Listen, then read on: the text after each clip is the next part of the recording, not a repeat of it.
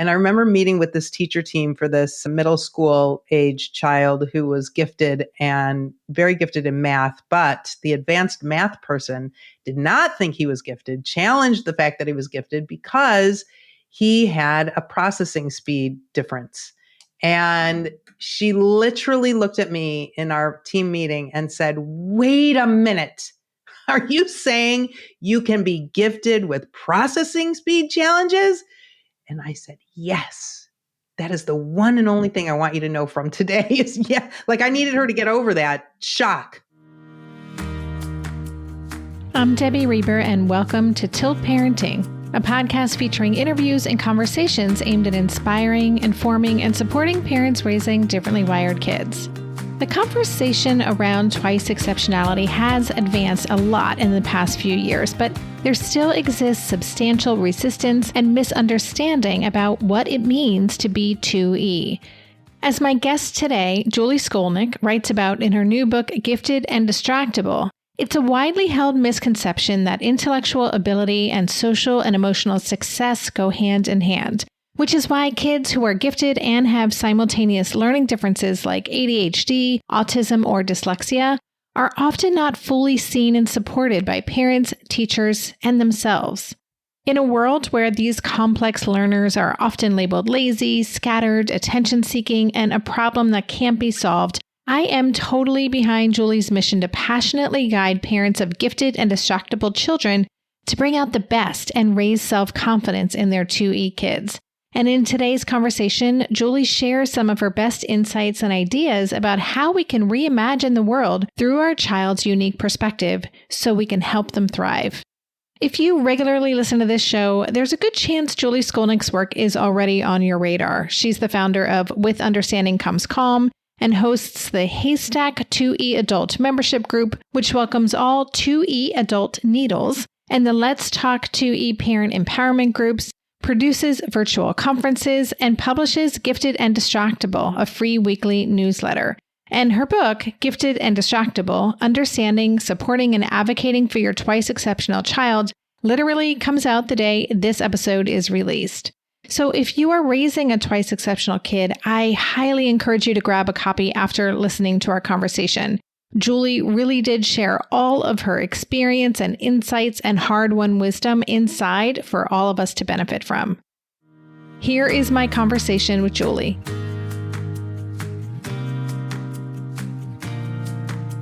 Hey, Julie, welcome back to the podcast. Thank you for having me, Debbie. I'm so excited to be here.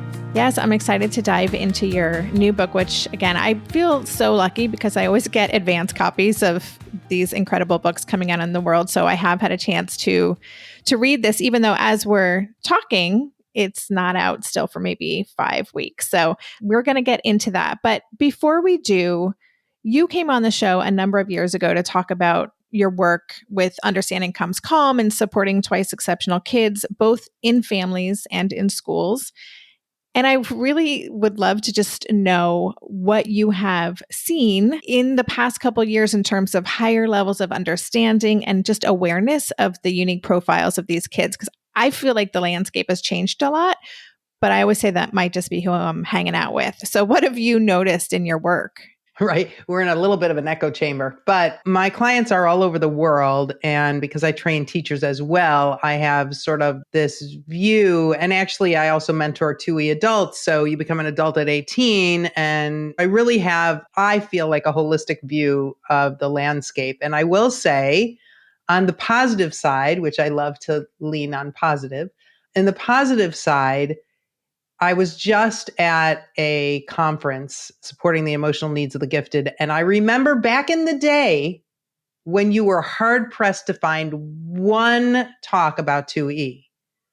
And now I have to tell you, I was hard pressed to find a talk without 2E. So that was really cool.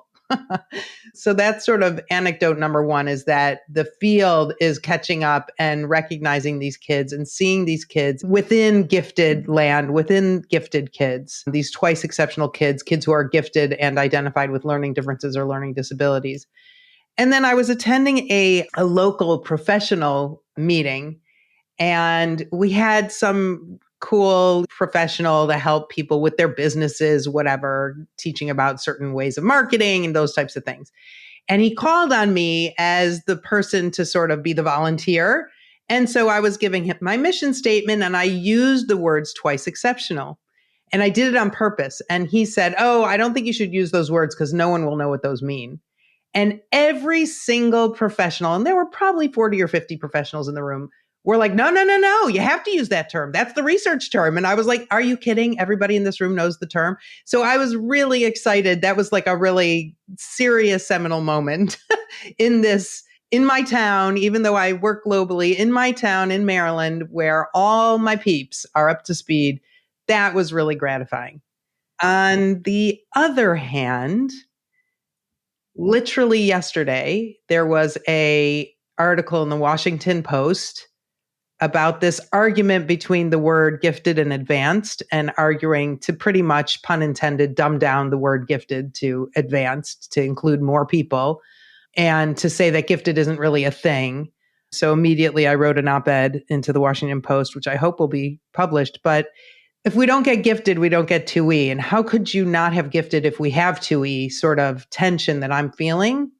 Because I actually think that the exceptionalities that go along with giftedness are the more understood part. It's the gifted part that's really misunderstood.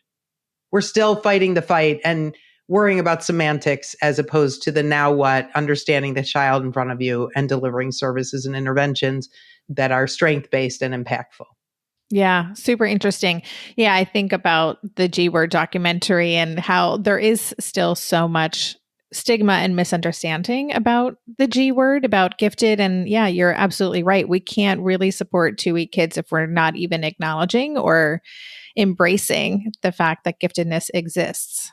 Those first two anecdotes were very positive, just the awareness. And that is what I kind of sense too. Like it does seem to be there's more and more recognition, at least as a concept, that twice exceptionality exists. Where is still the majority of your work focused in terms of expanding understanding? Is it focused on getting educators to really understand the unique profiles of these kids, how they can be supported in schools? Like there's kind of intellectually or cognitively understanding a concept, and then there's actually what needs to be done. So where do you see kind of the heaviest lifting having to happen right now? Yes. Yeah. It's really awesome when I give a talk and afterwards I get emails from educators who were in the audience saying, "Can you come and train the teachers in our district or the teachers in our school?" And there is no utopia for 2E kids. Even if a school says that they are a 2E school, right? What does that mean? 2E is so different in so many different ways, and teachers cannot be trained in every single way. That's not an appropriate expectation. I am a firm believer in starting with understanding, followed by the now what. Because I often say to clients, whether they're parents or they're teachers or they're 2E adults even, you can have the best strategies, you can have read all the books, but you have to have a deep understanding and a connection with the person who you're trying to help or support or guide.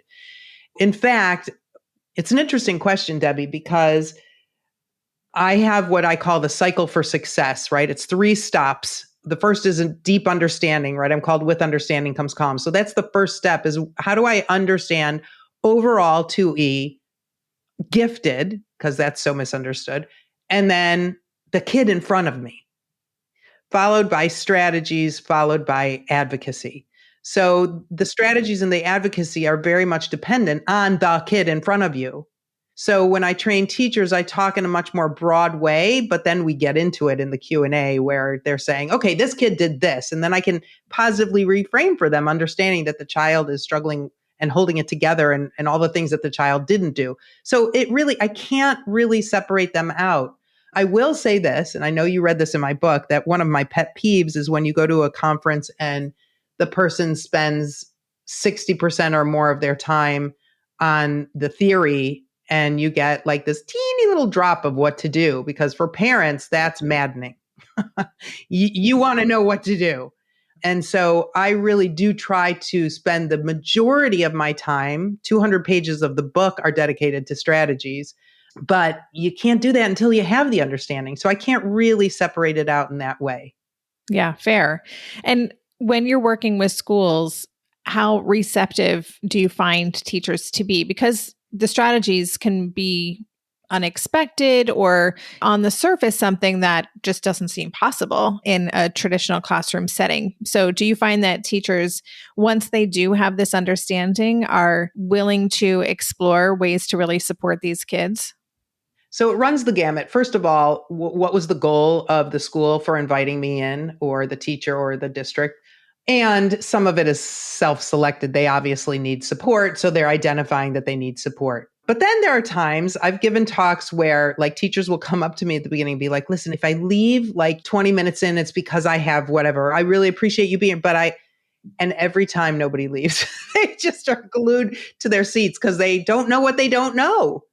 I think once I can get in there and once I talk and start talking and start problem solving and validating, because I am very much about collaborating with educators. I teach my parents to collaborate with educators. I teach my educators to collaborate with parents. It's really important that there's a collaborative atmosphere. So there's that. And there's this openness. I remember sometimes what I do is instead of like a formalized invite from schools, sometimes parents ask me to meet with teacher teams. And I remember meeting with this teacher team for this middle school age child who was gifted and very gifted in math, but the advanced math person did not think he was gifted, challenged the fact that he was gifted because he had a processing speed difference. And she literally looked at me in our team meeting and said, wait a minute. Are you saying you can be gifted with processing speed challenges? And I said, yes, that is the one and only thing I want you to know from today is, yeah, like I needed her to get over that shock. Yeah. Wow. That is fascinating. I'm thinking of Pandora's box. Like once you see or discover or learn this stuff, whether you're a parent or educator, you can't unsee it. It must just completely change how you look at the students in your classroom or the kids that you're raising once you have this deeper understanding. Absolutely. And that means that strategies have to be practical, implementable, collaborative, meaning the child's involved, right? So it has to be based on understanding, because the beauty is the reason why I only work with grownups is because my theory is to circle the wagons of the grownups because the kids don't have the power. But who do I really want to empower? Our mission is to empower 2E people all over the world, whether they're kids, students, parents, adults. And so first, the grownups have to have the understanding so they can help the child have the understanding, because the child is receiving negative feedback, we know, all day long. So that understanding and then that shared understanding is really empowering. Yeah, that's wonderful. Thank you for that. I really like kind of just to get the landscape of things. And we are going to dive into your book, and we'll do that as soon as we get back from this quick break. During this month of planning and organization for big transitions, rhythms and routines have been absolutely essential for our physical and emotional well-being. So Green Chef nights are reliably and predictably a good night. We know the ingredients will be fresh and prepped, the instructions easy to follow, and the meal delicious. We're all still talking about last week's turkey tacos with mango chimichurri sauce, refried beans, and Monterey Jack cheese. Green Chef contributes to a healthy lifestyle with easy and delicious menus like fresh seasonal salads and grain bowls. And with over 80 weekly meal and market options, plus rotating options to suit a variety of lifestyles, whether Mediterranean, plant-based, calorie-smart, keto, protein-packed, gluten-free, there are always plenty of options to choose from. Whatever you select, you'll get farm-fresh ingredients, organic whole fruits and veggies, and premium proteins, all delivered straight to your door. I love those 4 words. Straight to my door. Oh, and one more thing I love about Green Chef, they have an app, which means it's easy to manage meal preferences and delivery from your phone if you want to. And I, for one, want to. I am in that mode where I'm making the most of little moments like waiting in line at the pharmacy or for the F train to pull into the station to tackle all of those to-dos. So the convenience of an app is key for me. Green Chef has a special offer for Tilt listeners. Go to greenchef.com/tilt50 and use code TILT50 to get 50% off plus 20% off your next 2 months. That's 50% off plus 20% off your next 2 months when you use the code TILT50 at greenchef.com/tilt50. Maybe I've watched too many seasons of The Amazing Race, but every time I have to go somewhere on the subway, I treat it like a competition. It's all about making the right gut decisions about which route will get me there the fastest. Sometimes those decisions get me where I'm going early, and other times my gambles don't really pay off. Probiotics can't help with most gut decisions, but if your gut needs a little support, Ritual has your back. Their Symbiotic Plus, a 3-in-1 supplement, has clinically studied prebiotics, probiotics, and a postbiotic to support a balanced gut microbiome. I've been using Symbiotic Plus for about 6 months now, and it's become a core part of my morning routine. I take the mini capsule every morning while making my way through my inbox, whether I'm at home or I'm on the road, because it doesn't need to be refrigerated. And the capsule itself is delayed released, which helps it survive the harsh conditions of the upper GI tract for delivery to the colon. And that's exactly where we want it to go. Ritual invested in a study modeling the human colon, which showed that Symbiotic Plus significantly increased microbial diversity and the growth of beneficial bacteria. There's no more shame in your gut game. Symbiotic Plus and Ritual are here to celebrate, not hide your insides. Get 25% off your first month for a limited time at ritual.com/tilt. Start Ritual or add Symbiotic Plus to your subscription today. That's ritual.com/tilt for 25% off.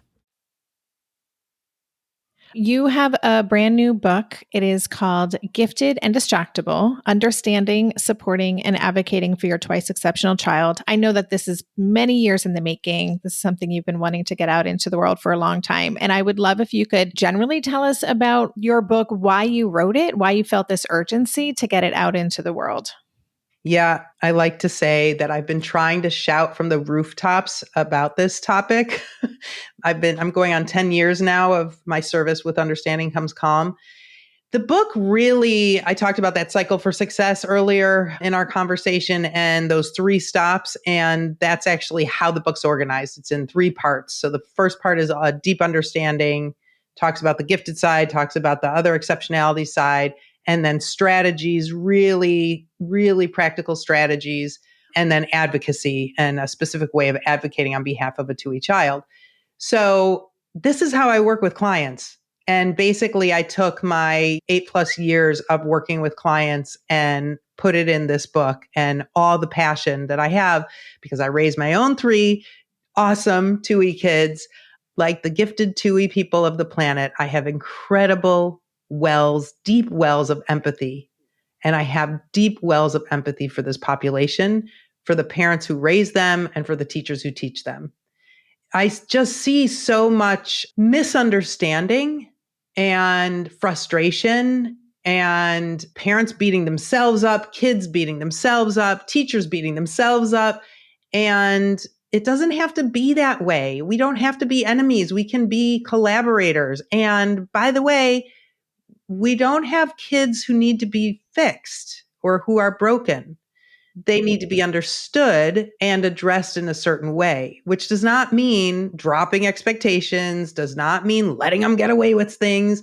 It means really understanding and having a lot of conversations in certain specific ways and figuring out what everybody's needs are. Because guess what? The parent who's parenting an emotionally overexcitable, intense kid, probably one or both parents are also emotionally overexcitable or intense. And so how do we manage that? Right? So there's no blame, there's no shame. The typical response to people who are different in any way is judgment, assumptions, blame, and shame. And so this book really debunks all of those things. Yeah, that's great. And it is so rich, especially, I'm thinking of the first section of the book where you are really explaining deeply all of the components, the overexcitabilities, all the different ways that being twice exceptional can show up. How did you even go about, as a writer? I'm always reading books as a writer as well as a consumer and someone who's taking in the content. I'm just kind of curious, how did you go about structuring even that first section and gathering all of that research? And I mean, it must have been a huge lift to lay it all out in a way that was easily digestible, but so deeply comprehensive. Well, that is such a huge compliment coming from you, my friend. And I have to say thank you. And thank you for all the support and guidance you gave me along the way with my author journey. before I wrote the book. I used to say I have a book in my head, and if I could just tip my head over, it would fall out my ear. And it's kind of what I do every day. This is what I do with clients. I start by explaining to them and discussing with them based on their child. My clients get an intake and they sort of indicate certain things that are challenges. Of course, I ask about strengths first and foremost, but they're not coming to see me for that. They're going to see me for challenges. So there are patterns that I've seen, that years and years of experience of talking about this with different people from all over the world. I have to figure out a way. So that's a little bit why the book is so conversational, because it's the way that I talk with clients. Yeah, that's great. I want to talk about misunderstandings because your business is with understanding comes calm. You've been emphasizing how critical it is that we really understand these kids. You mentioned the slow processing speed, which is such a great example. Are there other kind of very common misunderstandings that you find yourself addressing over and over again about the twice exceptional population? Sure. I'm going to put on my favorite hat, which is my positive reframe hat. And you mentioned slow processing speed. And I am absolutely certain I never said slow processing speed, because I never do, unless I have to talk about it. I say deep processing speed or processing speed differences, because imagine, as you know, as well as I do, a child who's crunching so much data and notices so many more things than the average bear, right? When your computer has to crunch more data, it's slower, right? It's deeper. It's a deeper processing. So anyway, I just had to jump in with that. I love that. Thank you. Yeah. So sure, overexcitabilities, which is a term of art in gifted land. Overexcitabilities, which is a phrase coined by Kazimierz Dabrowski, a psychologist no longer with us. He identified overexcitabilities in 5 areas: intellectual, emotional, imaginational, sensual or sensory, and psychomotor. So think of these as intensities. Think of these as a widened, heightened antenna, taking in and giving out more intense input and output. And so often that's where and I'm so glad you asked me this question, because this is actually a pain point for me, because it's not just not understanding, but it's misunderstanding. So in other words, Debbie, stop being so sensitive. You're oversensitive. Why would it bother you so much that there are fires in California? I mean, you don't even live on that coast. What is the big deal? You're just trying to get attention, right? That's like not only not understanding your deep empathy for people and perhaps your connection to the land or that specific land, but it's totally misunderstanding why you care so much. And you care so much because you feel powerless and you want to do something about it. So that's like a random example I pulled out of the air of an overexcitability, which would have been an emotional overexcitability and maybe an intellectual overexcitability by learning so much about it. But so often the intensity is misunderstood. The child wants more attention rather than they're a curious learner. The child is too sensitive rather than they're emotional, overexcitable, and have deep empathy and care so much and feel like they want to do something but don't know what to do. Or if we look at sensory over sensual overexcitability, sensory seekers and sensory avoiders. If you're a sensory seeker, you don't get a sensory avoider. You're going to misunderstand. You're going to think, oh, that kid is like avoiding stuff. That kid is like a recluse. Right? All that misunderstanding that comes from this beautiful, intense difference that helps them plug into the world in a much more organic way. Why do we just want to skip through the world with blinders on, not being affected by anything? That might be easier for some people. That doesn't make it right or wrong. It's the idea of taking the person in front of you for who they are in the moment. And the big mistake that people make is that they think they need to change people so that their lives are better. Who are you to judge, right? As parents, we see the train coming down the track and we think, oh my God, if he would just start or stop doing that thing, his life would be so much better. Her life would be that much better. Their life would be that much better. And we don't know that. And we have to actually respect the child to give them the choice to do their own cost-benefit analysis of what matters. And part of what matters is being your authentic self. Yeah, that is so well said. I mean, that really just sums up the work that we're doing here, right? It is a big reframe for parents because I'm speaking for all of us at this age of parenting and life. It's not really what was modeled for many of us as we were growing up. And so, this idea of really respecting our kids' unique journey. And I like this idea of coaching, championing them to be their most authentic, kind of self-actualized self, as opposed to us feeling like we know what's best for our kids. So I love that. I would say also not to be Pollyanna, because this is deep work and there are things our kids do that definitely sabotage their social desires, needs, goals. We have to be curious. Remember how we talked at the beginning about the importance of understanding and helping our kids actually understand themselves, right? We all are born, we look through our own eyes, and we don't know that nobody else looks through the same eyes that we look through. So we need to have some understanding in a non-judgmental way. Not that everybody else does this, but here's another perspective that might be happening, and asking questions when a child comes home and is frustrated or complaining about something, to say, why do you think that happened? What do you think they were thinking? Like to go through all of those exploratory conversations rather than the decision is made, your behavior was wrong, Yeah. Yeah, exactly. I want to talk a little bit more about the parenting style, parenting dynamic, and we'll do that right after a quick break.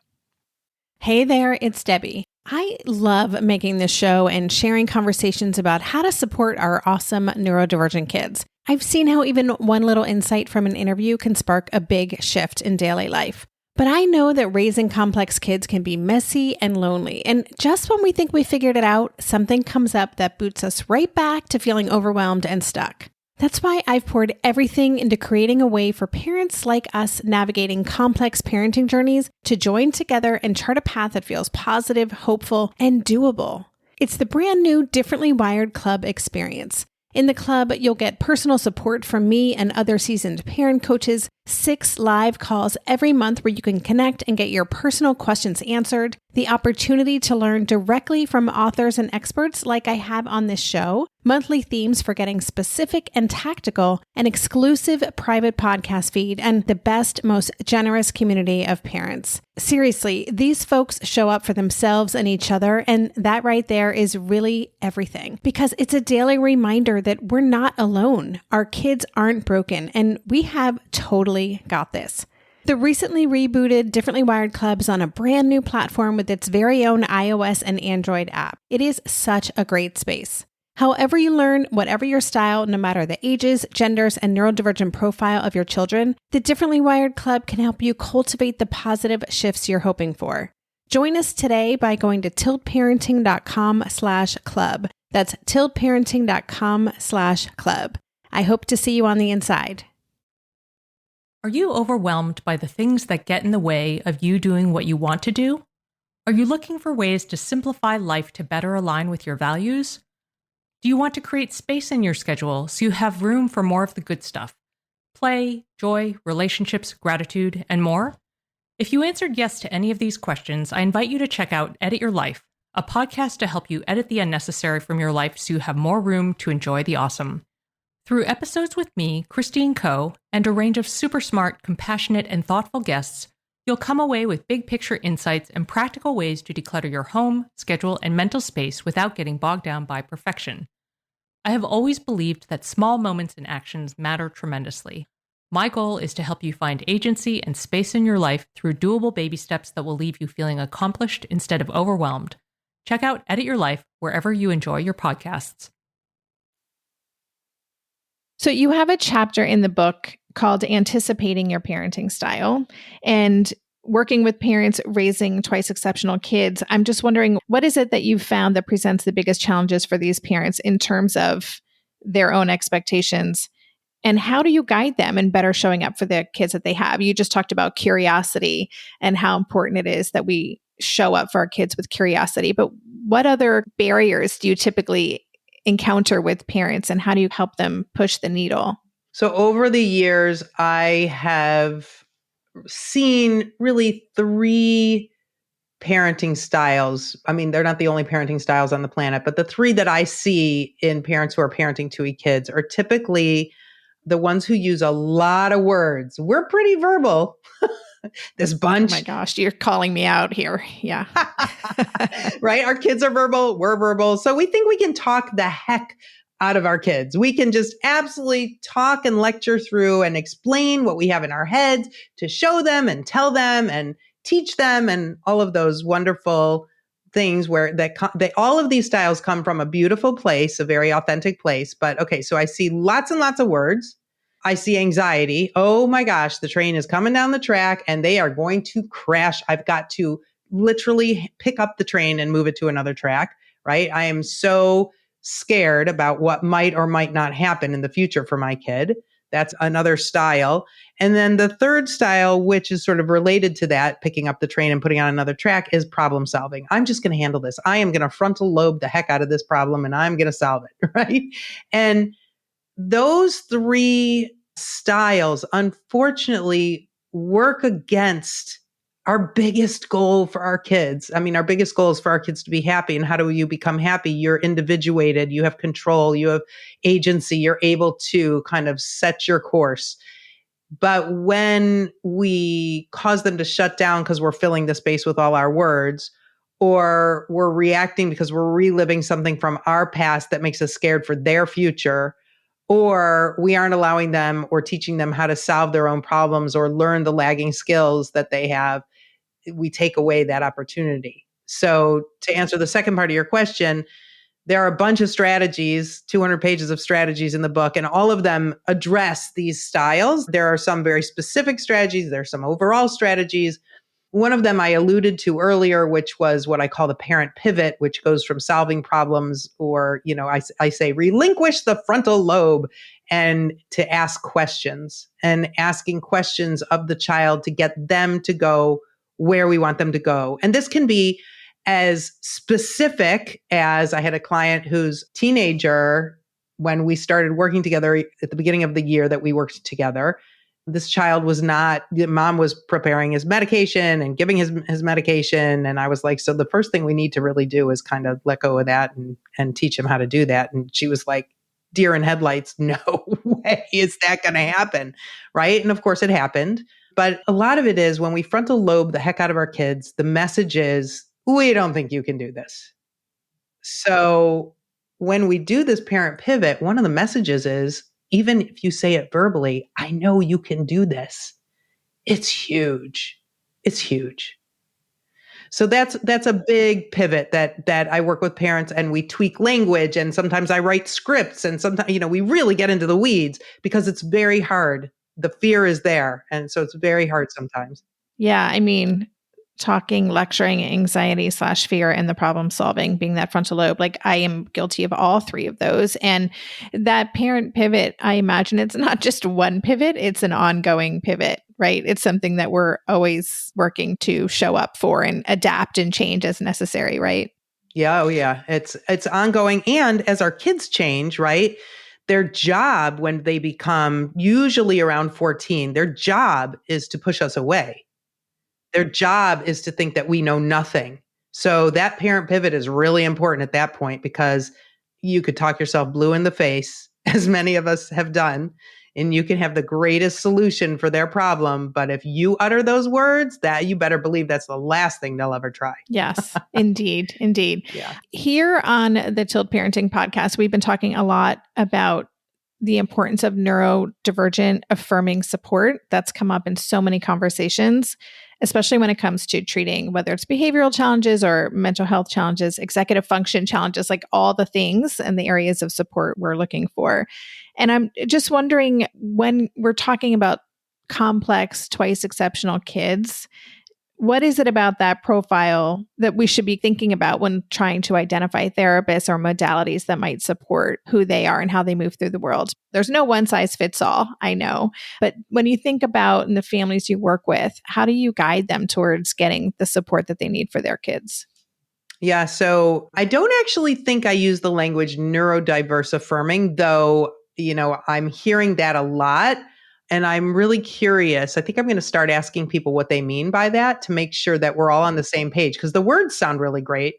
And what does it actually mean? So to me, again, I go to the understanding that they understand the complexity of a kid. Again, a school that says it's a 2E school, I'm going to look into that pretty hard. Like, how are the teachers trained? Because how are you a 2E school? There are a few, but how are you a 2E school as opposed to like a gifted school who understands ADHD or a gifted school dyslexia? Totally different interventions than ADHD. Okay. So anyway, the first question is, what does neurodiversity affirming mean? In my mind, neurodiversity affirming means someone who's not making those assumptions about intensities. Somebody who's not going, well, you just have to get over it. Well, you just have to anything, fill in the blank. That's never the right answer. And so it has to be somebody who has experience with the complexity, who has curiosity about the complexity, who has love and enjoyment for the complexity and intensity of the twice exceptional profile. So I include questions in the book to ask various professionals. And I do this all the time. The first question, the most general question is, what is your experience with twice exceptionality? And if they're like, twice a what? Then we move on. If they say, oh, I have tons of experience with 2E kids, okay, good. They know the lingo. And tell me what was really hard once and what felt really fulfilling about support that you provided for a twice exceptional family or child, right? I want to know, have they had to work out complex stuff and how did they do it? Because you can't just refer to any OT, PT, SLP, all the letters in the alphabet.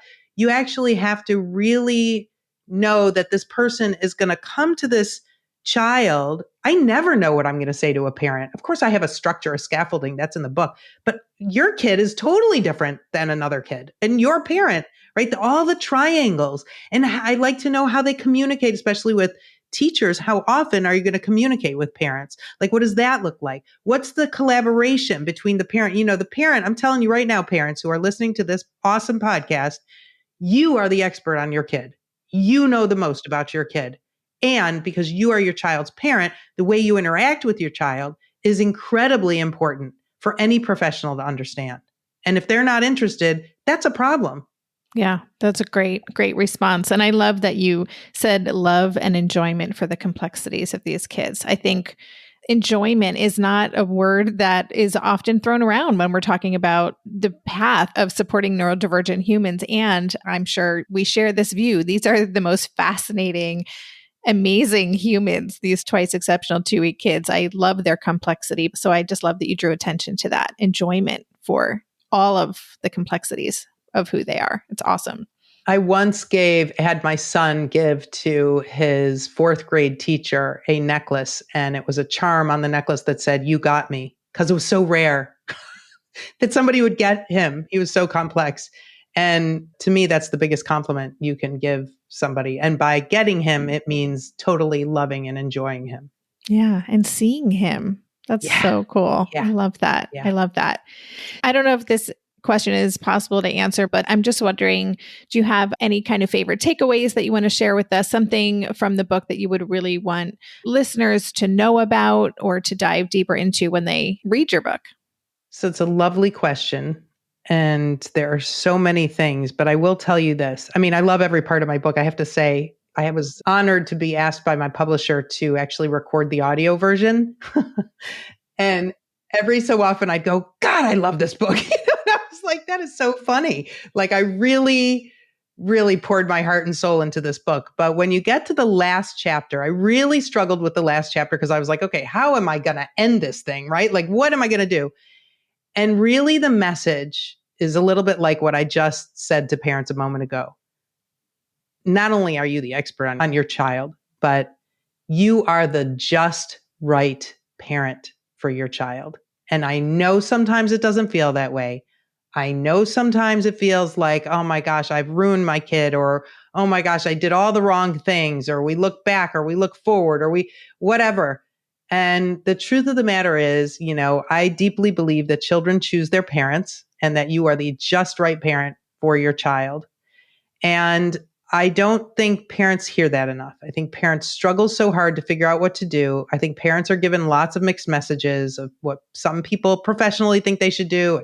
Some people personally think that what they should do. Sometimes the most hurtful thing is when our relatives, our own flesh and blood, tell us all the things we're doing wrong about raising our kids. And we just have to stop that noise because it's absolutely not serving you.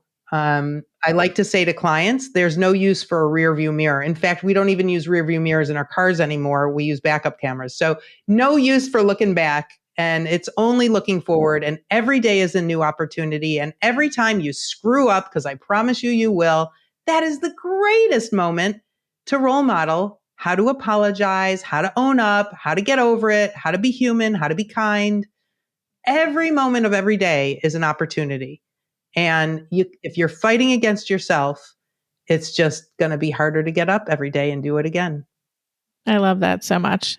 I am really good at practicing screwing up. So I really appreciate that.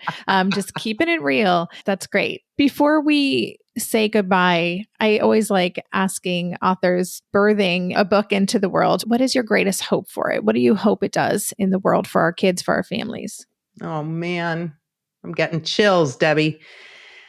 I just want this baby to get out there to the world. Guess what? Really cool. At this moment, when it hasn't even published yet, it's already, the rights have been purchased to translate it into Arabic, which is crazy and awesome. And I just want it to be everywhere. I want it to be everywhere. So please, please, please, if you love my book, if you read my book and you know people who would benefit from it, teachers, parents, whoever, please, please share it and let them know about it, because I think it's part of the movement that you're so important in, Debbie, the work that you do. And this wave is cresting. You started with a really awesome question about where is 2E now? And I think we are a cresting wave that people are starting to understand. And as the wave moves forward, we're only helping all neurodiversity. We're only helping all ends and parts of the bell curve that need support and look around and aren't sure there's somebody sitting next to them who look like them, act like them, think like them. That's wonderful. So tell us where listeners can connect with you and learn more about your work. Sure. You can go to withunderstandingcomescalm.com. I like to say pack snacks because there's a lot there. You can be there for days. Lots of free stuff on the website, including our weekly newsletter, which is also called Gifted and Distractible. So if you subscribe there, you'll get our weekly newsletter. Lots of videos and information on the site. And you can go to giftedanddistractible.com or anywhere to buy the book. And we're all over social media. Look under Julie Skolnick and look under With Understanding Comes Calm. And then I have specific groups on Facebook. Let's Talk 2E Parents, Let's Talk 2E Adults, Let's Talk 2E Teachers Lounge, that are all on Facebook. So Instagram, everywhere. You know, if you get the newsletter, what happens is you find out all the stuff we do. So I do a parent empowerment group. I have a haystack, the haystack community for 2E adults, finding 2E needles in the haystack. And when we do something like that, or I'm speaking somewhere, we always put it in the newsletter so people can look and see events all over the world and resources that they can find on our website. Yeah, awesome. And listeners, Julie does have a ton of resources and just shared a lot. And so pack your snacks. I will definitely include links to everything, Julie and her book, and With Understanding Comes Calm in the show notes page. The book again is called Gifted and Distractible, Understanding, Supporting, and Advocating for Your Twice Exceptional Child. And congratulations, Julie. And thank you so much for chatting with us today and giving us the update on all your awesome work. Thank you, Debbie. And thank you for providing this platform for the neurodiverse community. I know it's so impactful. So thank you. You've been listening to the Tilt Parenting Podcast. To go deeper into this episode, visit the extensive show notes page. For every episode, there's a dedicated page on my website with links to all the resources mentioned, a full transcript, and a podcast player with key takeaways marked so you can easily go back and re-listen to the sections you're most interested in. Just go to tiltparenting.com/podcast and select this episode. The Tilt Parenting Podcast is hosted by me, Debbie Reber, author of the book Differently Wired and the founder of Tilt Parenting. This episode was edited by Andrea Curtis Amasquita, and show notes were put together by myself, Andrea, and Lindsay McFadden. If you get a lot out of this podcast and want to help cover the cost of its production, please consider joining my Patreon campaign. On Patreon, you can sign up to make a small monthly contribution, as little as $2 a month, and it's super easy to sign up. Just go to patreon.com/tiltparenting to learn more, or click on the Patreon link on any show notes page. To follow Tilt Parenting on social media, go to @TiltParenting on Instagram and Twitter and on Facebook. Lastly, please help this podcast stay visible and easily found by the listeners who need it by subscribing and leaving a rating or a review on Apple Podcasts or wherever you listen to podcasts. Thank you so much. And that's all for this week. Stay safe, stay well, and take good care. And for more information about this podcast or any of the resources that Tilt offers, visit tiltparenting.com.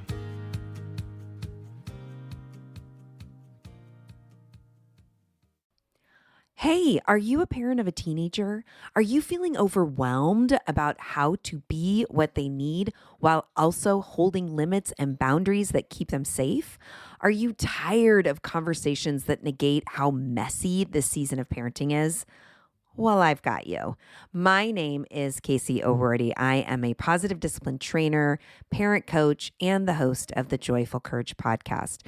Every week, I come to you with an interview digging into tough topics with experts I trust and solo shows that go deep into the personal growth and mindset needed to raise teens in a way that grows them into confident, capable young people. I am not afraid of getting real about the intersection of conscious parenting and the teen years, while also bringing in vulnerability, humor, and lightness. I'm walking the path with you and honored to serve. Listen to Joyful Courage on Apple Podcasts, Spotify, or wherever you consume podcasts.